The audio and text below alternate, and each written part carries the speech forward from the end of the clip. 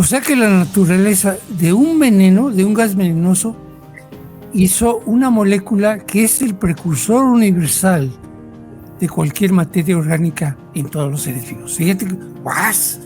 Válgame Dios, el problema era grandioso, el problema era enorme y la solución fue más grande todavía.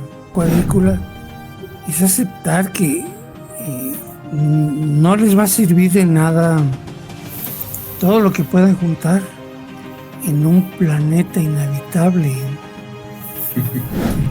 Esto se ha visto en toda la historia de la humanidad. Cuando se habla de algún conocimiento, pues, lo quieren secuestrar, lo quieren esconder para que siga el statu quo, ¿verdad? Pero en realidad los problemas son tan graves y son tan lacerantes que es inaceptable. Claro, mira, por ejemplo, nada más con que quitemos los 70,000 medicamentos que hay en las farmacias. Ya con eso, el espacio está vivo. Pero ahora ya lo podemos... entonces la melanina es la base de la vida de los planetas, de las galaxias. Pues sí, es una forma de... En realidad yo pienso que a mí me guiaron. O sea, desde arriba me guiaron, porque todo lo que hice en la vida, pues ahora, a ver, pues hice muchas cosas y algunas cosas fueron muy duras y todo, pero era por eso, ¿no? Me estaban guiando, es por aquí. Cuando iniciamos, hace un momento usted comentó que no le queda más que aceptar que usted ha sido guiado para encontrar estos descubrimientos y poderlos dejar como legado en el mundo.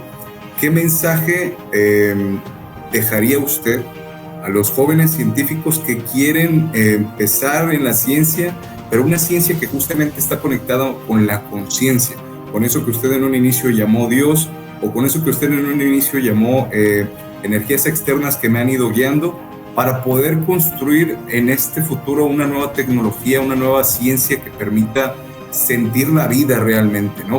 Pues lo diría en dos frases. Primero, la mente es como los paracaídas. Mientras más abierto, mejor funciona. Y lo segundo, procuren contemplar a Dios en cada uno de sus semejantes y verán que los caminos se revelan.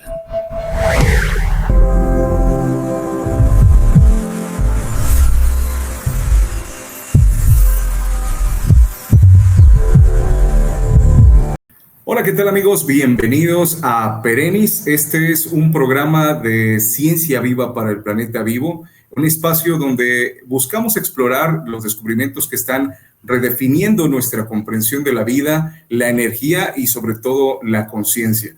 Hoy tenemos un gran invitado, hoy tenemos la oportunidad de conversar con uno de los científicos probablemente más visionarios de nuestros tiempos, ¿no? El doctor Arturo Solís Herrera, que es médico, investigador, descubridor del fenómeno conocido como fotosíntesis humana, un hallazgo que demuestra que la melanina, más allá de su papel como pigmento, puede transformar la radiación en energía útil para los seres vivos. Su trabajo está abriendo un nuevo campo dentro de la biofísica regenerativa, como aplicaciones en agricultura, sin agroquímicos, gestión del agua, energías limpias y sobre todo también la salud humana.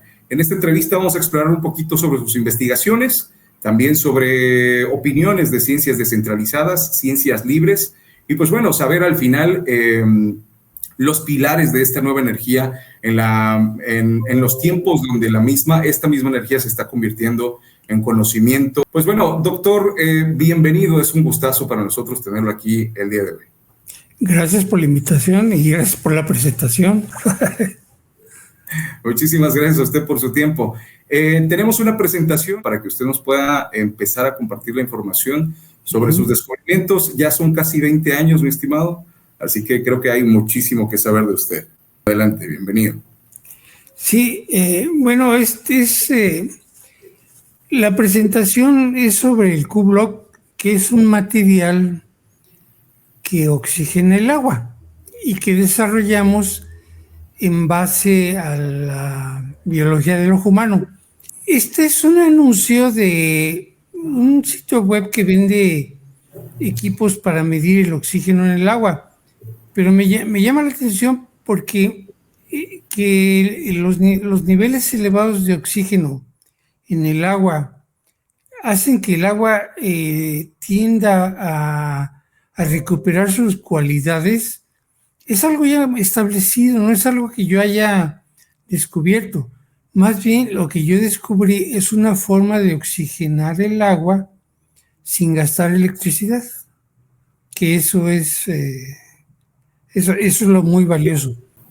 Si, por ejemplo, esta es una planta de tratamiento que se construyó en Texcoco para tratar de mejorar el grave problema de la presa Endo.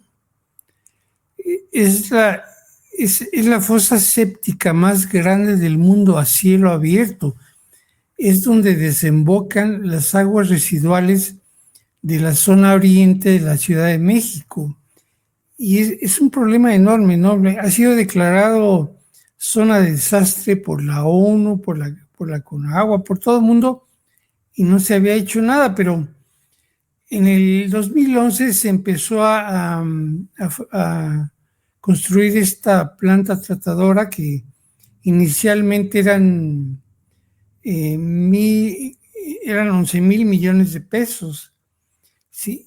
Y en 10 años después, 11 años después, aún duplicando el presupuesto, apenas empezó a funcionar.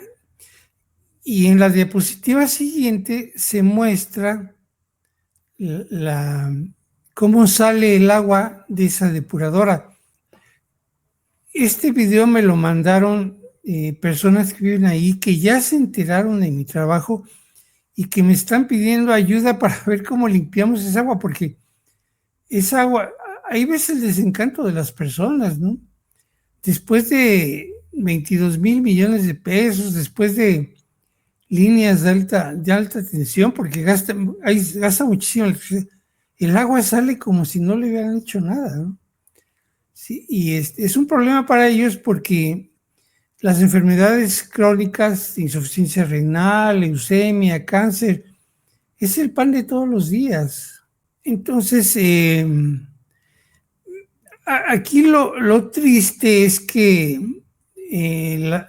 las personas se enteran de mi trabajo, pero las autoridades no se enteran. Fíjate como si hubiera... ¿Será que no se enteran o no se quieren enterar? Sí, ¿verdad? Es algo así como un hechizo. Pero bueno, entonces para oxigenar el agua, yo pongo este ejemplo. Este es un aparatito que acaban de sacar los soldados de Inglaterra para oxigenar el cuerpo humano, ¿verdad? Cuesta 15,000 libras cada aparatito. Entonces, si decimos, bueno, este aparatito nos va a oxigenar 100 litros. Entonces, para oxigenar 1,200 hectáreas, pues vamos a necesitar muchísimos, ¿no? O un tanque de oxígeno, de oxígeno medicinal, porque tiene que ser oxígeno de ese nivel. No puede ser oxígeno de primera, segunda, no, tiene que ser oxígeno grado medicinal para que el agua empiece a responder. Y un tanque de oxígeno de grado medicinal cuesta, su recarga cuesta unos 20,000 pesos, ¿sí? Pero habría que recargarlos como cada semana, por lo menos, y también sería un tanque por cada 100 litros, y ahí estamos hablando de hectáreas de aguas contaminadas. El oxígeno puro se utiliza desde hace tiempo para hacer que las cosas estén más puras. Es algo que ya se sabe, o sea, no es algo que yo diga, descubrí que le pongo oxígeno y se limpia el agua. No, eso ya se sabe. Digamos que nuestro mérito fue haber desarrollado un material basados en la biología del ojo humano que libera oxígeno constantemente día y noche, todo el tiempo, durante 50 años o más. Entonces, por ejemplo, se utiliza el oxígeno puro para fabricar acero de alta calidad, ¿sí? Y se inyecta oxígeno puro a grandes presiones y eso limpia casi todas las impurezas del metal, como el azufre y el fósforo. Y el fósforo es uno de los contaminantes del agua, el azufre. Y esas pequeñas impurezas hacen que el acero sea frágil, por eso hay que quemarlas. Entonces, este es un video de cómo se liberan las burbujas de oxígeno, también se le puede. Ahí se ve cómo se liberan las burbujas de oxígeno del material que nosotros hacemos. Y es oxígeno e hidrógeno el que sale. Y sale durante décadas porque es un proceso similar a lo que ocurre en el ojo humano. Sí, porque el ojo humano tiene 3 o 4 mililitros de agua, que es la misma agua toda la vida. Nunca se recambia. Entonces, ¿cómo es posible que esa agua que es estancada, digamos, siempre está limpia, siempre tiene oxígeno? ¿Cómo es el proceso? Y eso fue lo que yo descubrí durante la investigación que hice sobre la retina y sobre las principales causas de ceguera, las 3 principales causas de ceguera, que ahí empiezan las particularidades. Las 3 principales causas de ceguera son las mismas en todo el mundo, son las mismas. Ahí ya empieza a haber ciertos indicios, ¿no? Que algo pasa, que es lo mismo en todo el mundo, y que las 3 principales causas de ceguera sean las mismas en todo el mundo desde hace 70 años, quiere decir que los tratamientos que se ofrecen actualmente no están funcionando. Por caros, por heroicos, por riesgosos, no están funcionando porque las personas siguen perdiendo la visión por las mismas causas: glaucoma, degeneración macular y diabetes, y sigue, y en todo el mundo. Entonces, el material ya lo hemos estudiado. Por ejemplo, aquí se ve un diagrama de cómo se produce el oxígeno, que lo hicieron en la Universidad de Ciencias Aplicadas de Ámsterdam, en Holanda. O sea, que el material libera oxígeno, no hay duda, ¿no? Y este es un conocimiento nuevo. Entonces, las oficinas gubernamentales encargadas de contrastar, de estudiar los conocimientos nuevos, son las oficinas de patente. Y eso es en todo el mundo. Es un proceso que se inició en 1600 en Italia. O sea, los nuevos conocimientos no los analizan ni las universidades, ni los hospitales, ni los centros de estudio, ni los colegios, nada. Las oficinas de patentes son aparte, pues porque ya sabemos que una universidad que se encuentra un conocimiento nuevo, que pone en evidencia que la universidad ha hecho mal las cosas durante 100, 200, 300 años, pues nunca va a decir que sí, ¿verdad? Igual los médicos. Entonces, por eso las oficinas de patente en todo el mundo son aparte. Y Estados Unidos ya me concedió la patente. Entonces, ya respecto a las bases teóricas ya no hay nada que discutir. Eso ya está aclarado. Lo que sigue es cómo vamos a aplicarlo rápidamente en beneficio de la comunidad, en beneficio de la población, porque el agua cada vez está más contaminada. Aquí hay una muestra cómo el agua se torna transparente cuando ponemos el Q-Block en el fondo. Aquí es una prueba que hicimos para ver cómo el agua se limpia en agua, un agua de una laguna de oxidación, cómo se limpia con el Q-Block. El Q-Block está a la derecha. El agua de una laguna de oxidación está a la izquierda. Aquí se ve como el agua verdosa, con sedimento de materia orgánica y demás. Bueno, la anterior. Entonces, ¿cuál fue la base de mi descubrimiento? que yo empecé a estudiar las tres principales causas de ceguera y el nervio óptico. Eso fue lo que yo empecé, porque por el problema que te comentaba, que las personas siguen perdiendo la visión por los mismos problemas desde hace 70 años o más. Y fueron 12 años, fueron 6,000 pacientes, ¿sí?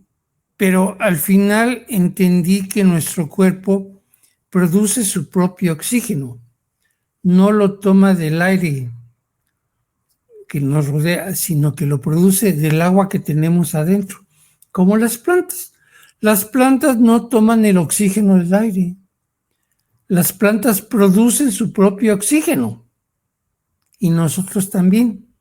Entonces, eso cambia la biología. Hay que volver a escribir los libros, los planes de estudio de las universidades, que ya deberían estarlos cambiando, pero obviamente una universidad que ha hecho malas cosas 100, 200, 300 años, pues no quiere mover un dedo. Están muy preocupados por las vacaciones y demás.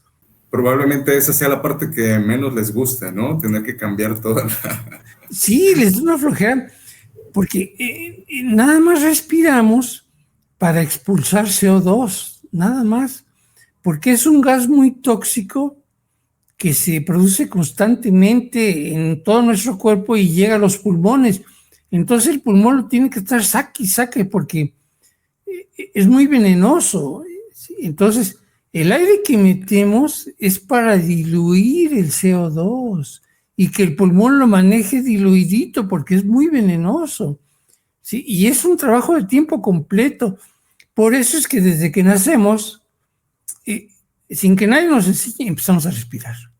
Pero el oxígeno, nuestro cuerpo lo toma del agua.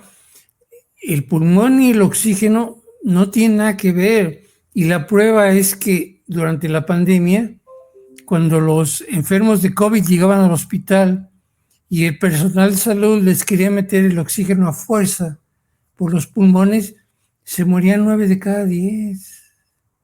Y lo hacían y yo hacía lo que podía, les decía, les gritaba, pero pues, bueno, porque el pulmón y el oxígeno no tienen que ver. El pulmón nada más es para sacar el CO2, hay que sacarlo rápido, rápido, porque si dejamos que suba en cuestión de minutos, la vida se va. Bueno, aquí está un ejemplo de las imágenes que yo empecé a hacer para estudiar el nervio óptico, es que es ese círculo anaranjado, la retina, que es todo lo anaranjado que se ve, en fin.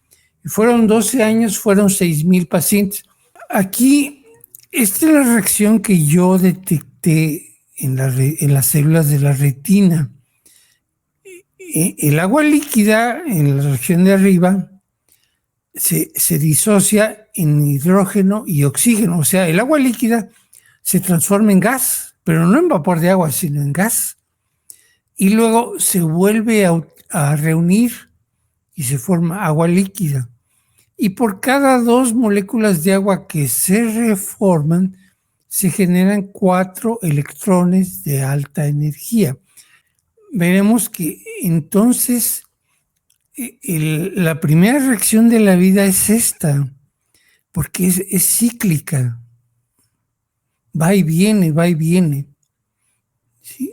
Por eso es que no requerimos litros y litros de agua, no. El cuerpo es muy eficiente para disociar el agua y volverla a formar, disociar el agua y volverla a formarlo, lo cual es un ahorro enorme. Es lo que nos hace, digamos, sustentables, ¿verdad? Entonces, tengo que hablar un poco de medicina porque pues, fue ahí donde descubrí esto. Sí, entonces, el oxígeno no se pensaba que fuera tan importante en las enfermedades neurodegenerativas, que también es un azote, ¿eh? Desde 1771, cuando el oxígeno en la atmósfera se descubrió y caracterizó por Carl Wilhelm Scheele, también se encontró que era poco. En la atmósfera hay poco oxígeno. Y Lavoisier, basado en el trabajo de Scheele, propuso que el papel del oxígeno en el cuerpo era que lo inspirábamos y con eso quemábamos la glucosa para obtener energía y que el dióxido de carbono, el CO2, lo exhalábamos como producto final. Pero 100 años después, conforme el conocimiento de la bioquímica del cuerpo humano avanzó, también se encontró que dentro de nuestro cuerpo el oxígeno, hay 5 veces más oxígeno que en la atmósfera, ¿sí? Entonces empezó una acalorada controversia. ¿De dónde viene ese oxígeno?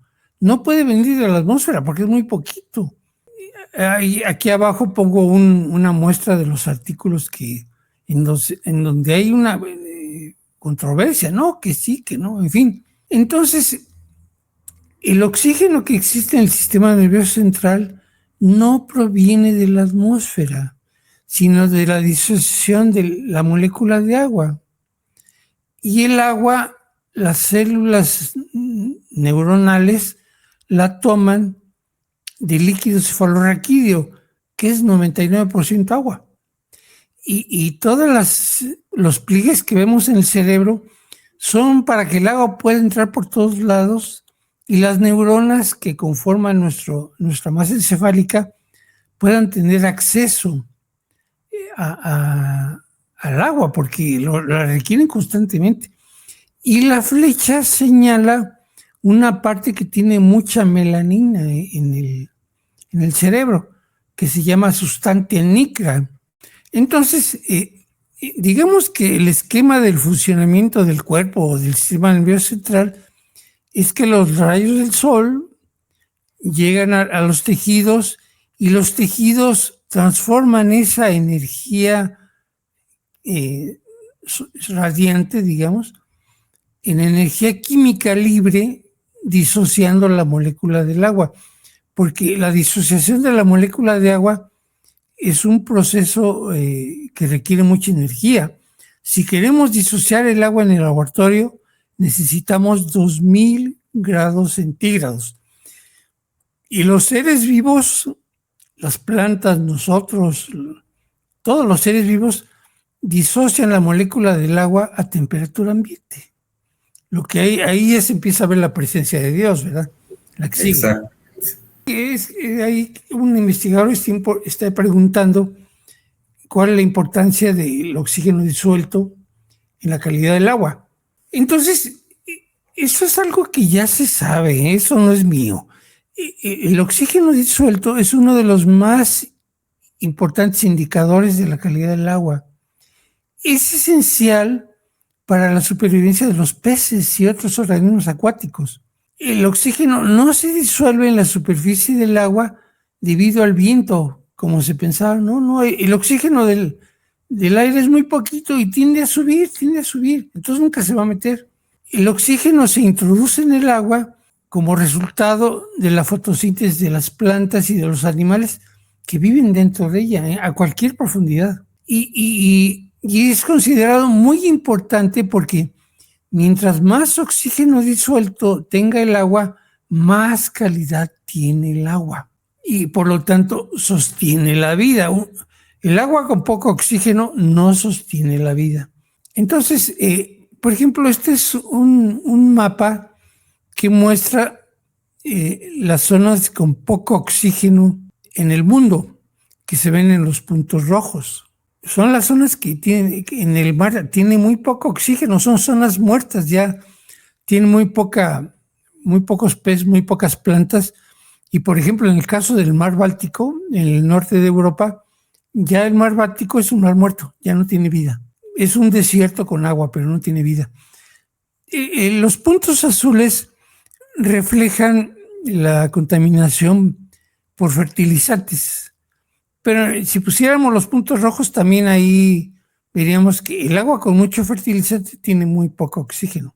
Entonces, este es un mapa de las principales zonas afectadas por la desoxigenación. Y vamos a compararlo con el siguiente mapa que muestra las zonas más afectadas por el Alzheimer.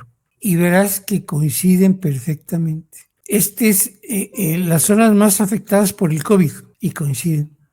Entonces, nuestro descubrimiento de que el oxígeno no viene de la sangre como creíamos, sino que la propia célula lo produce. Así como el CO2 viene de adentro hacia afuera, también el oxígeno viene de dentro hacia afuera. Entonces la célula genera su propio oxígeno disociando la molécula del agua que está dentro de la célula. Y el CO2 es un producto final del metabolismo. Entonces, por ejemplo, esto es muy frecuente en las enfermedades neurodegenerativas, que los ventrículos, que es donde está el líquido cefalorraquídeo, crecen, ¿verdad? Pero actualmente se interpreta como que el cerebro se atrofia y deja más espacio, y este espacio simplemente es llenado por agua, así de simplón. Pero no, los ventrículos crecen porque el cerebro, el tejido cerebral, no está pudiendo disociar la molécula del agua, ¿sí? Entonces se empieza a acumular, ¿sí? Entonces el problema no es que el cerebro se atrofie, sino que como ya no está pudiendo tomar el oxígeno adecuadamente del agua, pues la masa sin oxígeno tiende a desaparecer. Entonces, pues hay más espacio, pero el problema no es que el agua se esté acumulando por alguna razón mágica, sino que las células no están pudiendo hacer su trabajo que han hecho millones de años porque el agua está muy contaminada. Entonces, es un problema. Por ejemplo, hay niños que nacen con una gran cantidad de agua porque la mamá estuvo expuesta a tóxicos durante el embarazo, porque el niño toma el agua, el oxígeno del líquido amniótico, y el niño respira, pero respira para meter líquido amniótico en los pulmones, y como el agua es muy eficiente para diluir el CO2, es 150 veces más eficiente que el aire, entonces el niño respira como los peces, 20 veces por minuto, 20 veces por hora, perdón, igual que los peces. De esa forma están expulsando el CO2, y una vez que nacemos, la frecuencia respiratoria aumenta 60 veces, a 20 veces por minuto, porque el aire es poco eficiente para diluir el CO2. Vemos milagros todos los días. Por ejemplo, en este caso, en la foto de la izquierda, es un paciente con un derrame cerebral desahuciado. No lo quisieron operar porque, pues yo creo que no tenía dinero o algo así, porque actualmente quieren operar hasta las canas, ¿verdad? Pero bueno. Entonces lo desahuciaron, le dijeron, no, pues ya no hay, está en coma. Entonces la familia nos consultó, ni siquiera vimos al paciente, le dijimos, sí, denle las gotas cada media hora. Sí, y en menos de 72 horas el paciente ya andaba en andadera. Vemos milagros todos los días porque el cuerpo es el milagroso, ¿eh? Nosotros nada más restauramos los niveles de oxígeno. Por ejemplo, en la enfermedad de Parkinson, en la foto de la izquierda se ve la persona con chamarra café clara, con la facies acartonada, porque característicamente los enfermos de Parkinson ya no tienen expresiones faciales. Y en la foto de la derecha vemos a la paciente unos 3 o 4 meses después de que inició el tratamiento y ya recuperó la expresión facial. En pacientes de Alzheimer, en la foto de la izquierda, es como cuando llegó en silla de ruedas, en la mera pandemia, ¿sí? Y después de 7 meses de tratamiento, vemos la cara del familiar, que no deja lugar a dudas, y la señora ya caminando bien, platicando bien. Todo es oxígeno. Esta paciente que me consultaron de Estados Unidos con la típica agresividad, la típica apatía, depresión, descuido personal. Entonces ella empezó a tomar el Kepi, el famoso Kepi,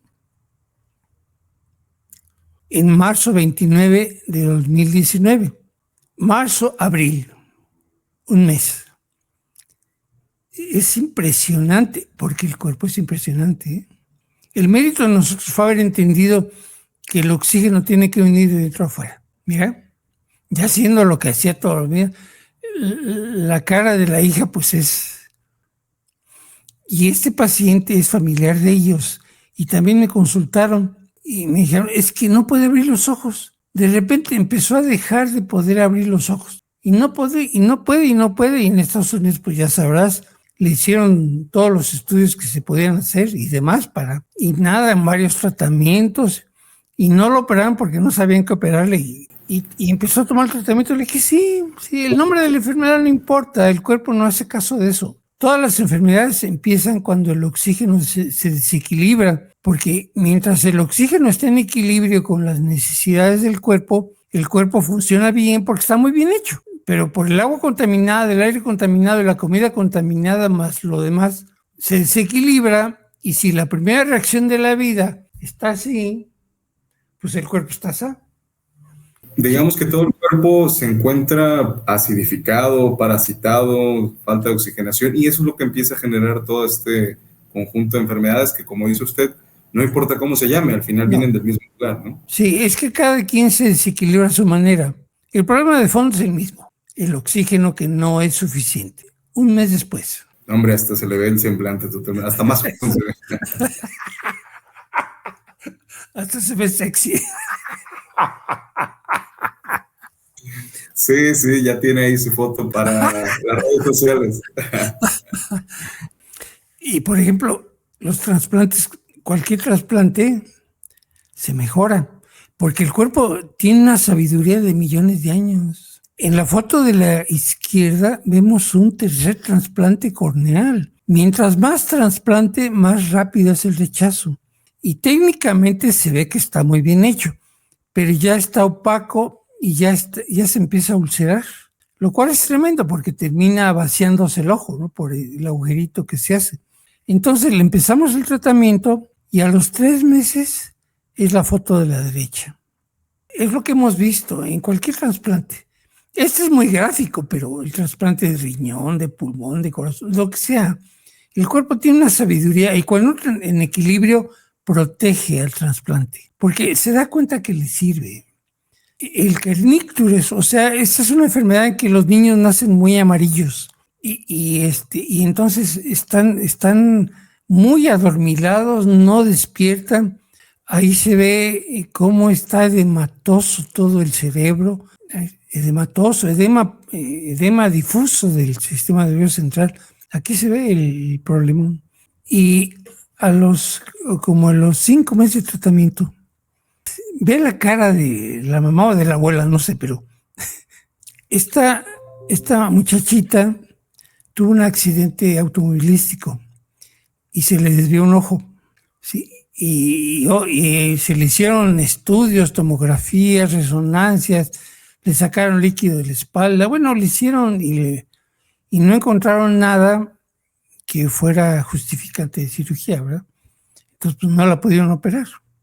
Y vino conmigo, pero no porque la hayan mandado, sino que ella se enteró y vino. Entonces pues, le dije, no, pues es oxígeno, o sea, los golpes, como la disusión del agua es tan exacta, que con que la empujes hace así.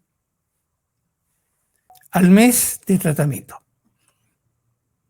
Este niño, este caso está muy bonito, es un niño de 6 años que acompañando a su papá que vende flores en las esquinas, traía una camisetita, era época de calor, entonces un coche con el retrovisor le agarra uno de la camiseta y lo arrastra 20 metros. El niño cayó en coma inmediatamente. En el estudio vemos una hemorragia subdural, hematoma subdural, sí, y estuvo internado 1 mes y medio en el Hospital Civil de Aguascalientes. Lo dieron de alta por máximo beneficio, lo mandaron a morir a su casa, porque lo mandaron a su casa con un tubo en el cuello, un tubo para orinar, en fin, y en una casa con un piso de tierra y techo de lámina, pues esa es una sentencia, ¿no? Pero sí, entonces hay gente que ya conoce mi trabajo. Localizaron al niño, los convencieron de que lo internaran en un en un hospital privado. Ellos pagaron todo y le empezaron a dar el Quiapi. Le empezaron a dar cada hora. A las 12 horas el niño abre los ojos. ¡Pum! Y se enojaba si le tapaban la televisión. Todavía tiene la traqueostomía, ahí está, y tiene el reflejo de chupeteo. 2 días después le quitaron la cánula traqueal, pues ya para qué. 1 mes después. Es increíble el cambio, el semblante, la vida vuelve definitivamente al individuo. Y con puras gotitas en la boca. Como ves, no trae ni menoclisis, no, nada, ni... Y ahí los papás les mandan saludos a todos. Entonces, pues esto es una revolución que hay que aplicarla lo más pronto posible en bien de la comunidad. Esto es una herramienta formidable para limpiar el agua, que cada día está más contaminada y cada día la población está más enferma. Por ejemplo, aquí en Aguascalientes es el estado número 1 con insuficiencia renal en México. Y pasan muchas cosas. Por ejemplo, cuando el oxígeno sube en aguas muy acidificadas por el CO2, entonces empieza a suceder lo que sucede en la hoja de los árboles. Se empieza a formar sucrosa, que es a partir es un compuesto a partir de lo cual el árbol, la planta, se forma. A partir de la sucrosa, la planta forma el tronco, los frutos, y cuando se forma en el agua, entonces se reinicia la cadena alimentaria, porque la sucrosa es el alimento del krill, que es la base de la alimentación en el mar. Y aquí vemos un video que me mandó la familiar de la doctora Oliveira, una neuróloga pediatra especializada en autismo que trabaja en la ciudad de Nueva York. Ella me contactó y nos empezó a pedir el medicamento y todo. Ahí me está diciendo que empezó a tomar el tratamiento hacía unos 3-4 meses y descubrió que ya puede saltar otra vez.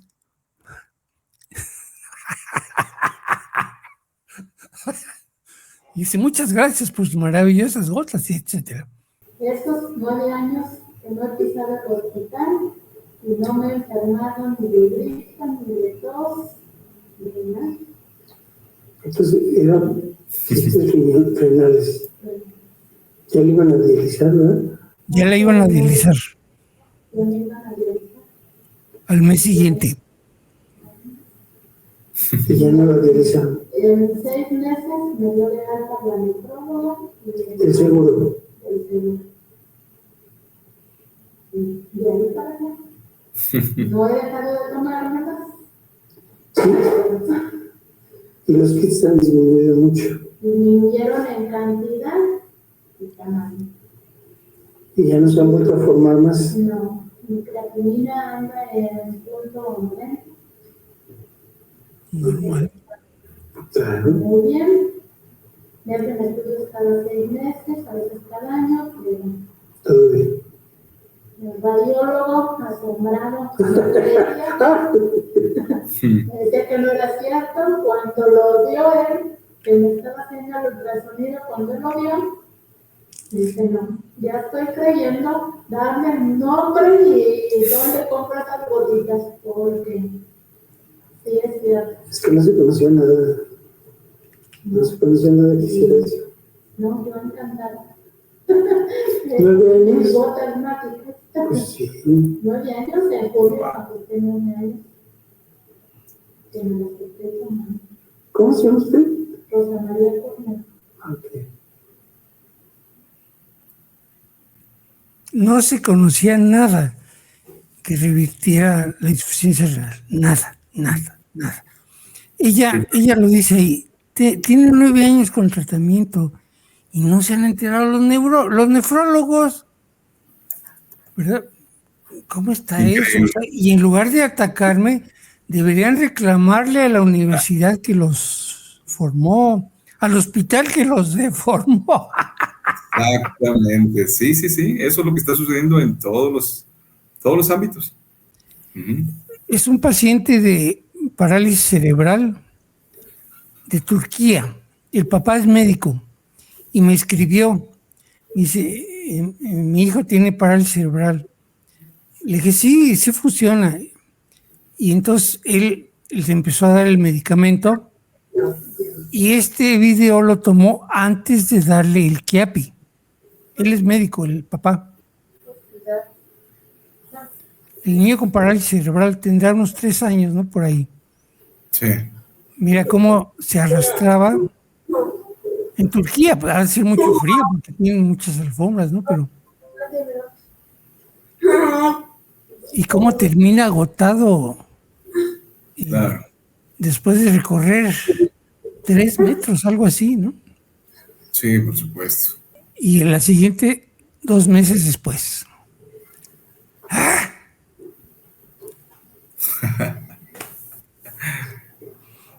No hay nada, no había nada.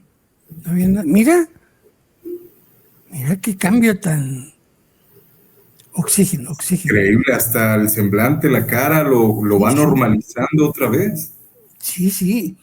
Y como es el cuerpo el que lo está haciendo, claro, pues el cuerpo todo lo hace bien. Y lo más que les da coraje a mis amados enemigos, el tratamiento es el mismo. Los 70,000 medicamentos registrados en COFEPRIS, ¿sí? No los necesitamos. Sí, bueno, a esto nada más explico un poquito más que cómo fue en la flechita. Se marca el detallito que me llamó la atención y que lo seguí y 12 años después y 6,000 pacientes después entendí, el oxígeno viene de adentro afuera, válgame Dios. Sí, entonces, por eso nuestro logo es un núcleo celular posicionado sobre la sustancia nicra, ¿sí? Y el símbolo amarillo representa el hidrógeno y el oxígeno que emanan de ahí y que nutren a todo el cerebro. Sí, y como es la corteza frontal la más lejana, por eso los enfermos de Alzheimer y de otras enfermedades neurodegenerativas, cuando baja la generación de hidrógeno y oxígeno, la frente es lo primero que sufre. Fíjate cómo coinciden las cosas. Gracias por su atención. Excelente, doctor. No, muchísimas gracias a usted por toda esta presentación. La verdad, sorprendente los resultados. Me imagino que todo esto es en base a la base inicial que usted tiene como investigación, que es la fotosíntesis humana. A partir de aquí, se desarrolló esto. ¿Se le puede llamar medicamento? ¿Cómo se le puede llamar? Sí, es un medicamento. Cualquier sustancia que tenga un efecto terapéutico es considerada medicamento. Muy bien, pues tenemos unas preguntas por acá. Oh, muy bien. Déjame sentarme bien. Claro, porque tenemos unas preguntas que son importantes sobre su trabajo, que sobre todo en la profundización y cómo es que usted, a pesar de todo este sistema que va en contra, es que usted ha logrado salir adelante con este desarrollo, ¿no? Podríamos decir entonces que si la vida como tal es la capacidad de transformar energía en conciencia, se podría decir que entonces este hallazgo nos acerca a comprender cómo la Tierra piensa por sí misma y se autorregula, y no solamente la Tierra, sino nosotros mismos. Pareciera que al dotarlo de oxígeno otra vez, pareciera que la conciencia vuelve a reiniciarse. No sé si me estoy explicando. Sí. Bueno, la melanina es la tan buscada materia oscura del universo. Así que estamos hablando del universo entero. La melanina, la melanina es la explicación de la duda de Einstein, que decía, ¿por qué los planetas giran tan despacio? Porque la melanina regula todo. Entonces, regula la gravedad, regula todo. Por eso, si fuéramos reduccionistas, el universo ya tendría que haber desaparecido. Ya tendría que haberse impactado por aquí, por allá, explotado. Y no. Ahí va. ¿Por qué? Porque la melanina es lo que le da vida al universo. ¿Sí? Bien. Y la melanina responde al... Es la base de la conciencia. Por eso cuando somos agredidos de alguna manera, la melanina baja su acción de disociar el agua y empezamos a sentir un gran vacío interior. Pero la conciencia empieza en la melanina, al interior de la célula. O sea, ¿usted se refiere a que una baja cantidad de melanina o una mala calidad de fotosíntesis como tal genera este vacío emocional que incluso puede llevar a las personas no solamente a las enfermedades, sino a pensar en desvivirse? Sí. Muy negativo, sí. Sí, porque ya hemos visto casos muy, muy bonitos de enfermedades emotivas. Te platico rápido un niño que desde que nació llore. Cuando entró a la escuela se peleaba con todos, siempre peleándose con sus hermanos. Lo expulsaban de todas las escuelas por peleonero y todo. Y el día que me lo trajeron a la consulta, que tendría como unos 7 años, pues él se veía a simple vista normal, ¿no? Pero el papá no lo dejaba de ver, ¿no? La mamá me platicaba y el papá lo estaba viendo. Y cualquier cosita que hacía, el papá le decía, ya, pero así como amenazándolo que no se fuera. Sí, y ya lo revisitó, le dije, pues es oxígeno. Y ya se llevaron el tratamiento y todo.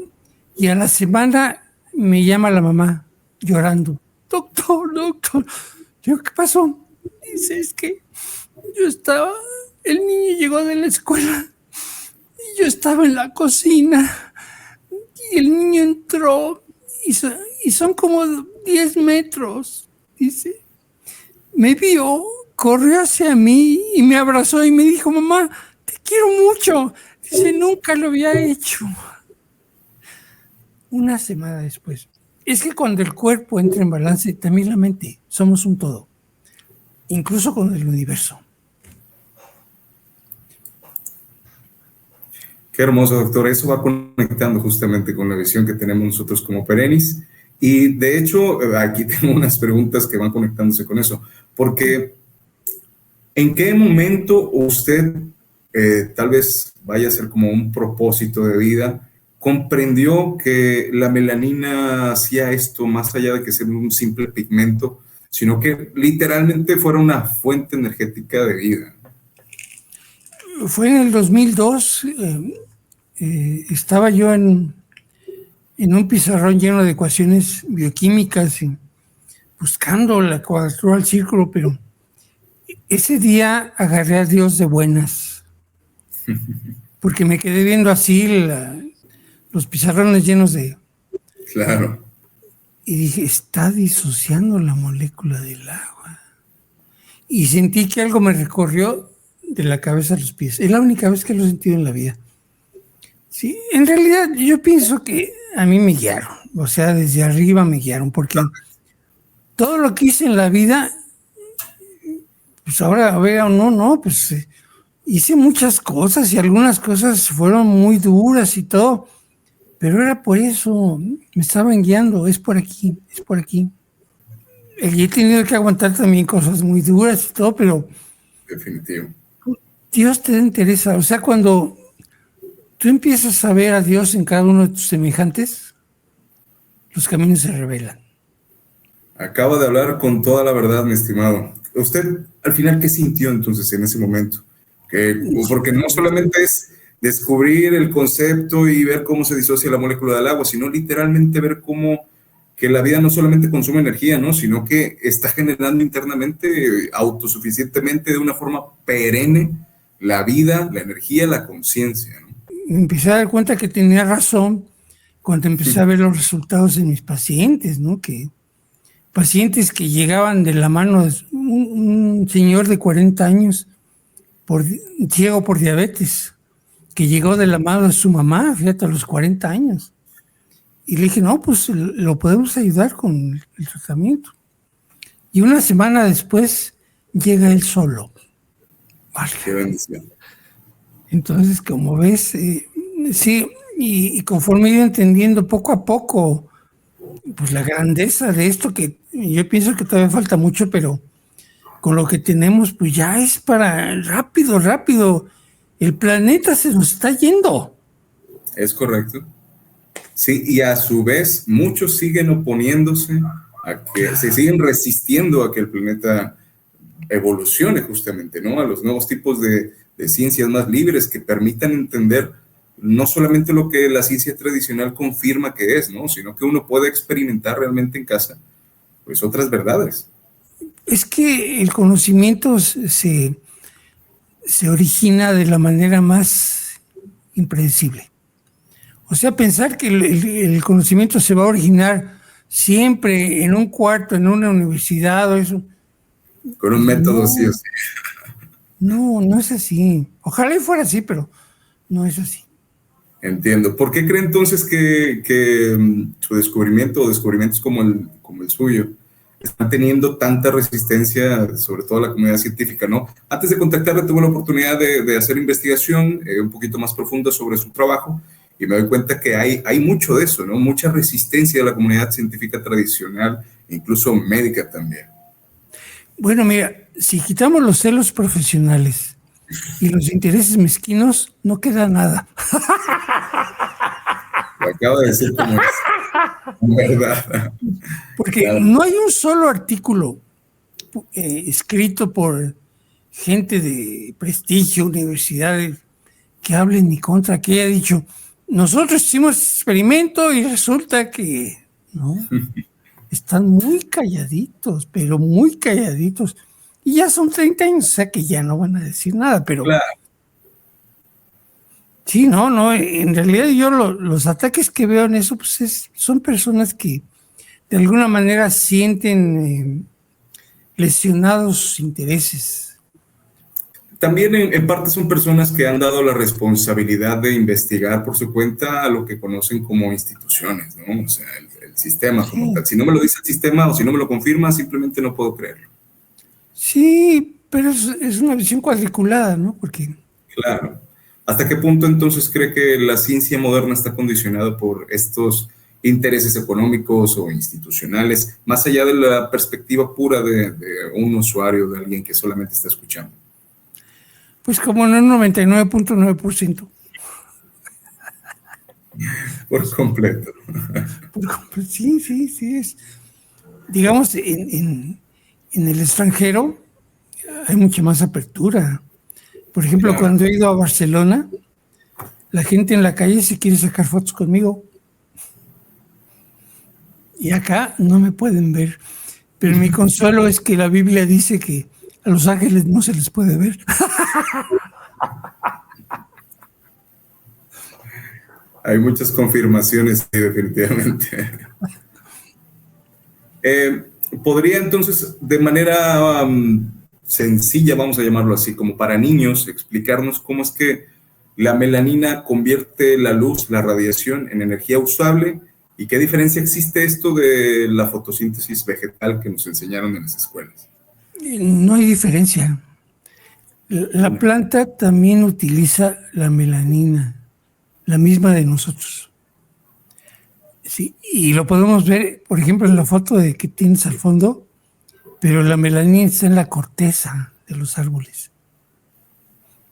Por eso el tronco de los árboles se parece a nuestra piel, porque ahí está la melanina. Pero el proceso es el mismo, es que la melanina es tan oscura que absorbe toda la luz, visible e invisible. La sustancia más oscura que se conoce. Sí. Y siempre había quedado la duda, porque cuando algo absorbe energía la tiene que pagar, no se puede quedar con ella, es una ley. Y si entonces tú aplicas energía a alguna cosa y vas a encontrar una respuesta. ¿Sí? Que es la energía que está.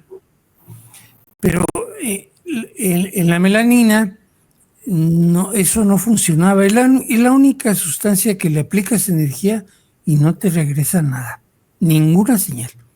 Por eso tampoco se había podido avanzar, Porque en el laboratorio la melanina es imposible de estudiar porque no te regresa nada, no te regresa nada. Absorbe todo la energía de la luz, ¿no? Visible e invisible. Entonces, por eso es la sustancia oscura. Ya. ¿Sí? Entonces, y es muy estable, es sumamente estable. Demostrado 160 millones de años. Demostrado. La tinta del calamar es melanina. Y la melanina se ha encontrado en buen estado en los sacos de tinta de calamares fosilizados que murieron hace 160 millones de años. Entonces está demostrado que es muy estable. ¿Sí? Y la materia oscura necesita ser algo muy estable, pues ahí está.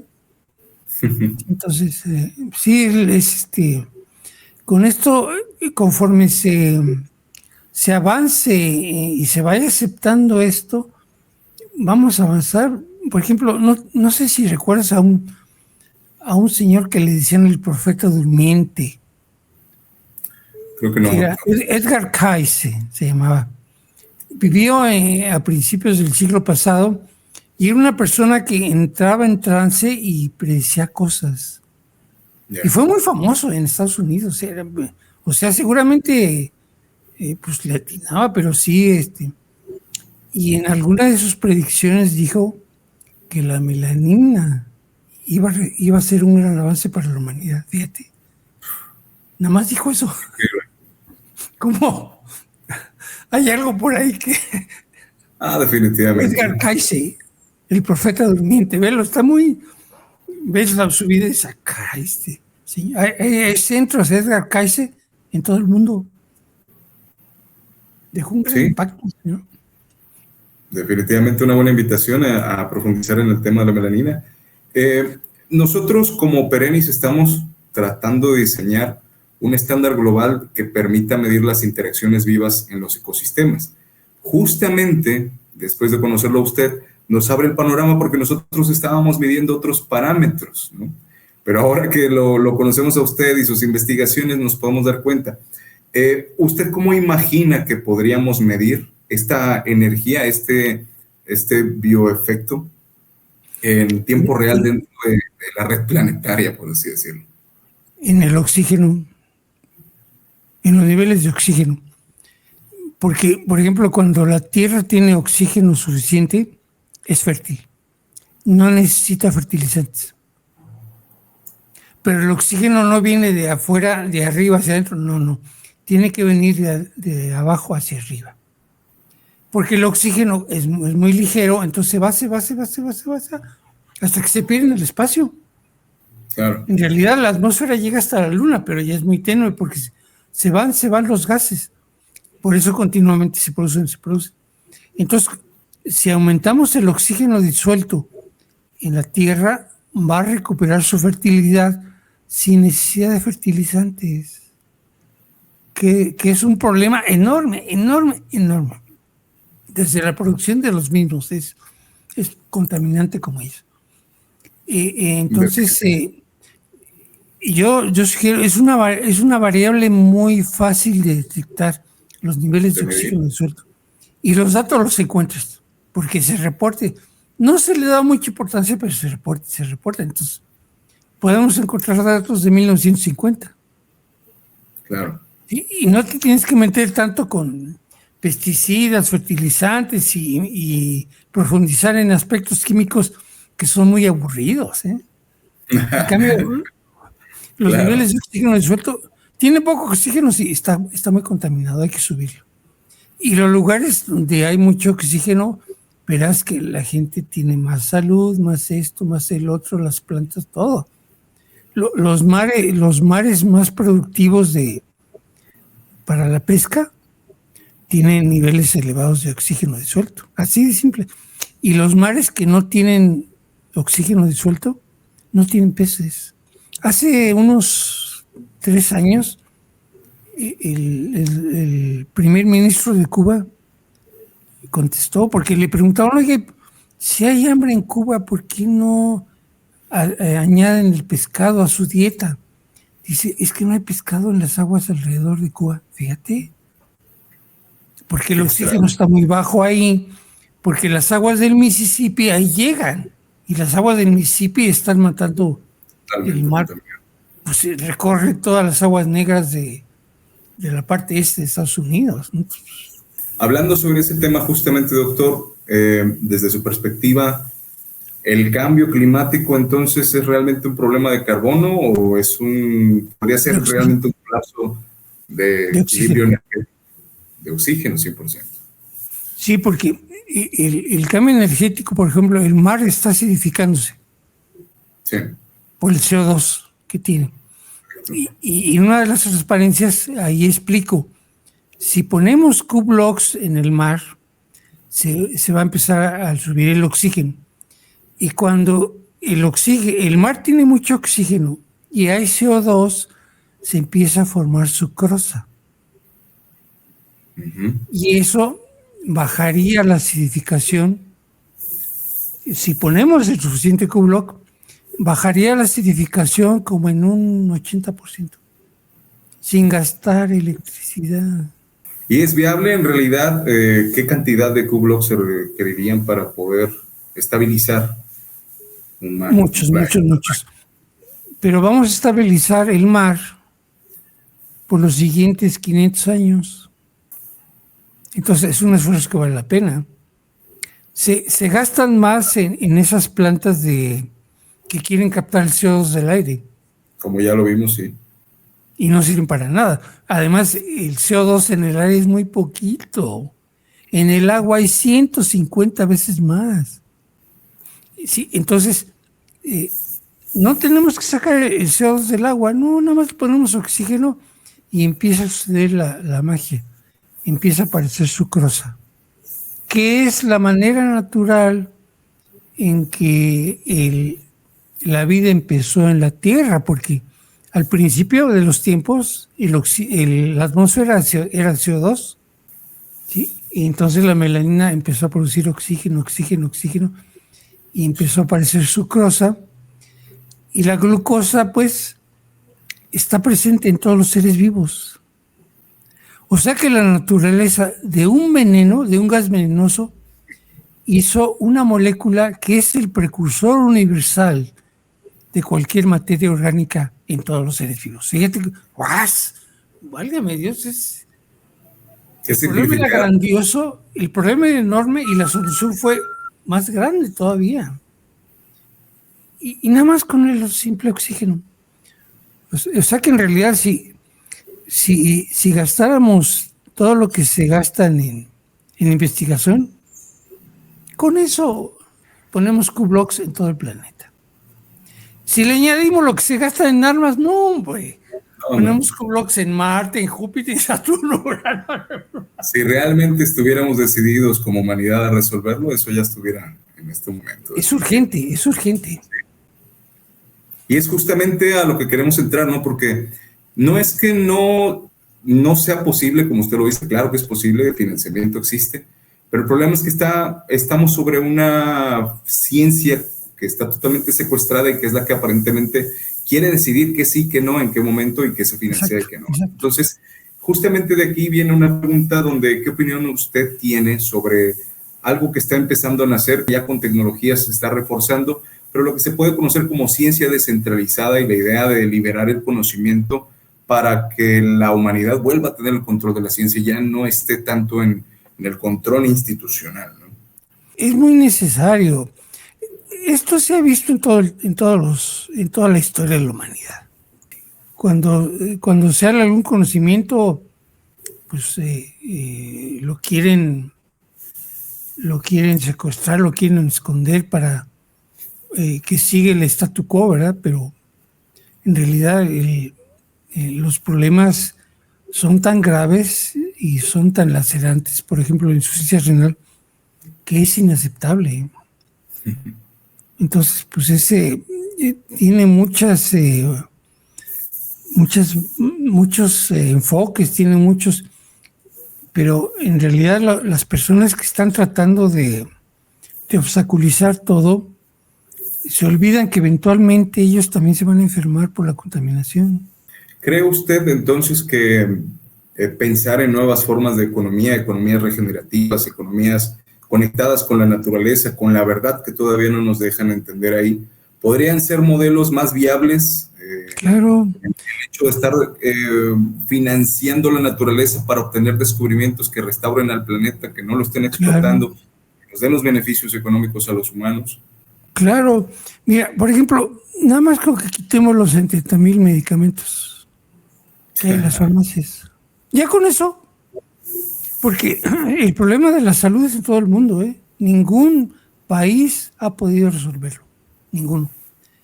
Porque siguen pensando que el cuerpo toma el oxígeno del aire, entonces desarrollan un medicamento para eso, uno para el otro, para vacunas y dinero, y dinero, y dinero, y dinero, ¿verdad? Entonces, por ejemplo, México pagó 8,500 millones de pesos por las vacunas que resulta que no sirvieron para nada y han sido un problema para los pacientes.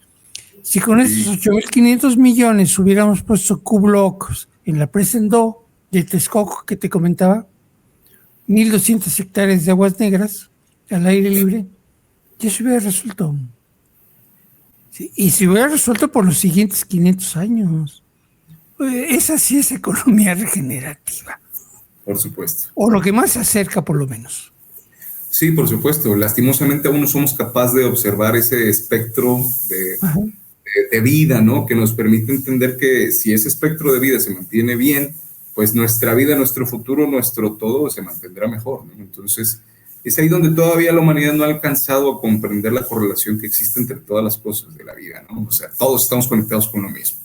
Entonces, doctor, ¿qué responsabilidad ética tienen científicos investigadores como usted que descubren algo que es capaz de alterar el curso totalmente de la humanidad? Pues la responsabilidad de uno es hacer lo posible. Porque se conozca, porque se aplique. Y la responsabilidad de los que insisten en la cuadrícula es aceptar que no les va a servir de nada todo lo que puedan juntar en un planeta inhabitable.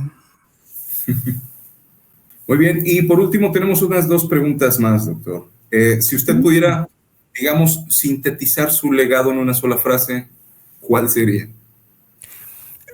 Pues que el encontrar que los seres vivos, que la vida se inicia a partir de que transformamos el poder de la luz solar en energía química mediante la disociación del agua, explica toda la vida. Toda forma de vida lo explica. Y también explica el funcionamiento del universo. ¿Sí? Porque en el universo no se entiende cómo funciona, porque dicen, para entender cómo funciona el universo, se requiere un 500% más de materia, y no la hay. Pero resulta que la materia oscura no se puede ver, no se ve. Es oscura de veras. Y es lo que explica lo que sigue, ¿verdad? Porque aparte transforma cualquier tipo de energía, la convierte en energía química, disociando la molécula del agua. Y en el espacio, pues no hay agua. ¿De dónde viene el agua? Pues la melanina la forma. Entonces, por eso siempre que encuentras materia oscura, encuentras agua. Eso lo vas a ver en los libros. ¿Cómo? ¿Y de dónde? Pues porque la melanina, así como la disocia, la reforma. Es un ciclo en toda la... Claro que a esas concentraciones, porque la melanina en el espacio forma grandes masas del tamaño de galaxias. Entonces, es tanto el efecto que empieza la energía negativa. O sea, aquí en la Tierra la energía nos atrae, pero allá donde hay grandes masas de galaxia, la gravedad repele.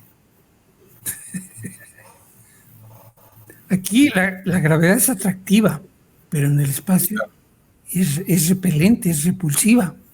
Y así es como el espacio se mueve, se vive. El espacio está vivo. Pero ahora ya lo podemos.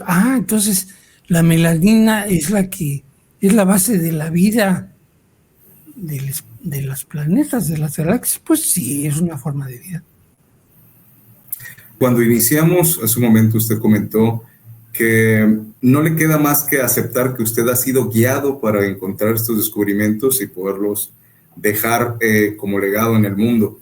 ¿Qué mensaje dejaría usted a los jóvenes científicos que quieren empezar en la ciencia, pero una ciencia que justamente está conectada con la conciencia, con eso que usted en un inicio llamó Dios, o con eso que usted en un inicio llamó energías externas que me han ido guiando, para poder construir en este futuro una nueva tecnología, una nueva ciencia que permita sentir la vida realmente, ¿no? Porque hoy en día entendemos que la ciencia está totalmente cuadrada y desconectada de ese misticismo, misterio, energías que probablemente nos van guiando justamente para poder dejar el legado. ¿Qué mensaje nos dejaría a los jóvenes que necesitan conectar con esta conciencia para poder generar la nueva generación de ciencias?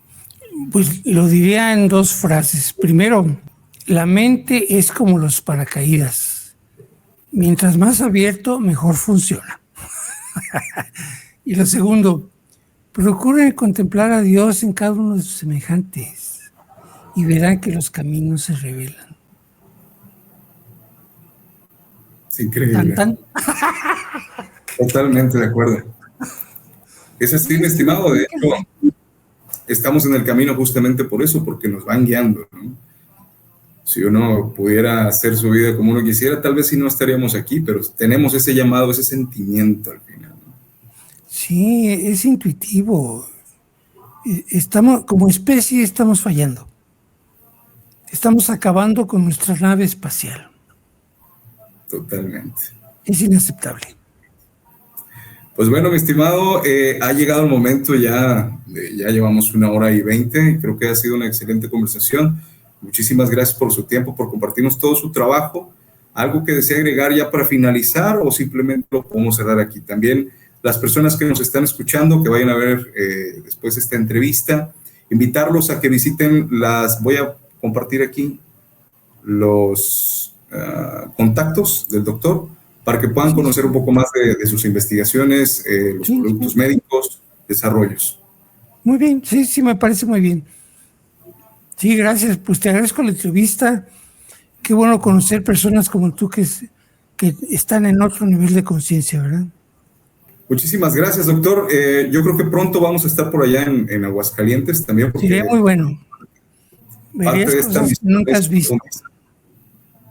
Exactamente. Y creo además que nosotros llegamos como una nueva generación para poderle dar ese apoyo también en unas perspectivas, digamos, nuevas a lo que justamente otras personas como usted tantos años ya han dedicado, ¿no? Entonces creo que podemos ahí encontrar una buena sinergia en el futuro. Y pues nada, muchísimas gracias por su tiempo y ojalá que podamos tener una segunda conversación pronto.